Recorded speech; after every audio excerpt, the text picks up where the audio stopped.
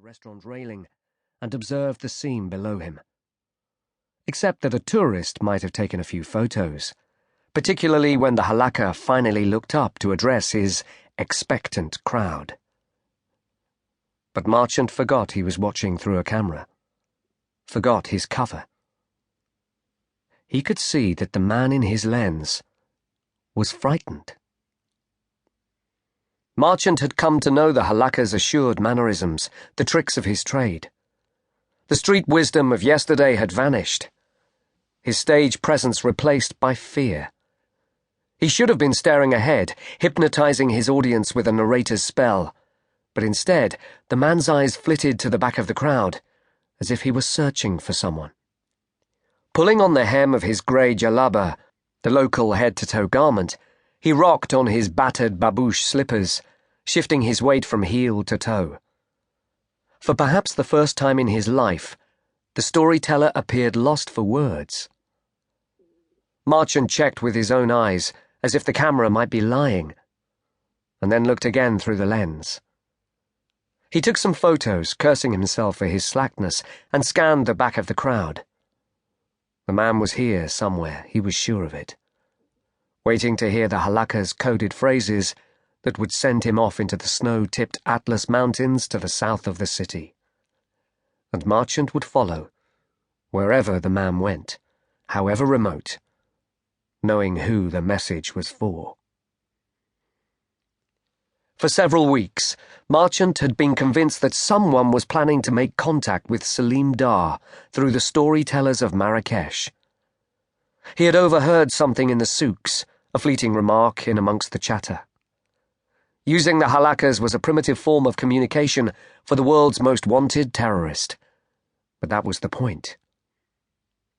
Echelon, the West's intelligence analysis network, was in meltdown, monitoring every email, phone call, text, and Twitter for the faintest trace of Dhar. It had been ever since he tried to assassinate the US president in Delhi the previous year. Every time the analysts at Fort Meade in Maryland thought they had found him, the information was relayed to the CIA's headquarters in Langley.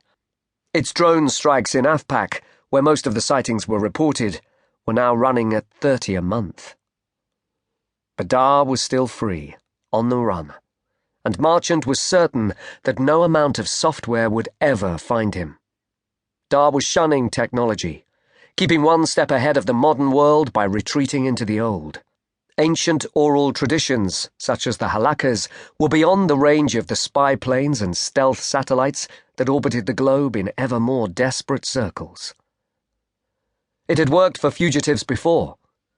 During the 1970s, when General Aufkir was Morocco's hardline interior minister, the halakhas used code words to refer to him and alert the public to planned raids by his secret police. Snakes were more than serpents sliding through the narrative. They were warnings of time and place. It was a way of communicating without suspicion. Information could be passed anonymously, without one-to-one meetings.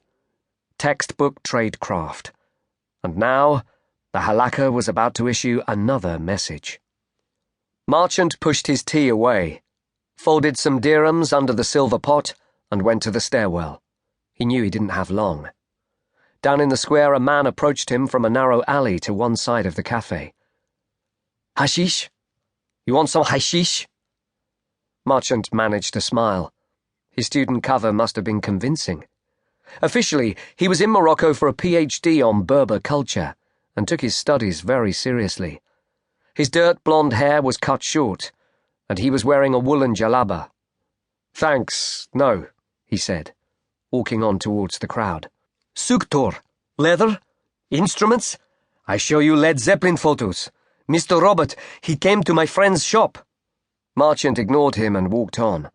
He could do without the attention. The tab was not giving up, though, trotting along beside him, pouring out a list of random words that he must have gleaned over the years, like a magpie from visiting tourists. "Which place are you from, Berberman? London? I know UK. Yorkshire pudding, 73 bus, Sheffield steel." But the tout was losing interest. He peeled away, calling half-heartedly after Marchant. "M&S? A303?